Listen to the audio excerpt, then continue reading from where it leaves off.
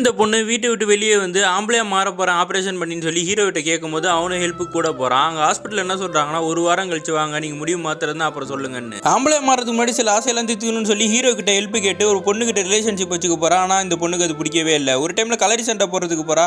அங்க சண்டை போடுறவங்க கிட்டயும் போய் தோத்துட்டு வந்துடுறா. போலீஸ் ஃபோன் பண்ணி இந்த பொண்ணை வர சொல்றாங்க. அங்க போய் பார்த்தா மிஸ்ஸிங்னு சொல்லி அவங்க அம்மாவும் அவங்க பாய் ஃப்ரெண்டும் சேர்த்து இந்த பொண்ணு மேல கேஸ் கொடுத்துருக்காங்க. ஆனா போலீஸ் வந்து இந்த பொண்ணு விருப்பப்படி தான் அனுப்புன்னு சொல்லி அனுப்பி விட்டுறாங்க. இந்த பொண்ணு ஹீரோ கிட்ட தான் கதையை சொல்றா. வீட்டுக்கு குடி வந்தவன் ஒரு கராத்தே மாஸ்டர் தான் அம்மாவை வந்து ரிலேஷன்ஷிப்ல வச்சுக்கிட்டான். இது எங்க அப்பாவுக்கு தெரிஞ்சு வீட்டை விட்டு வெளியே போயிட்டாரு.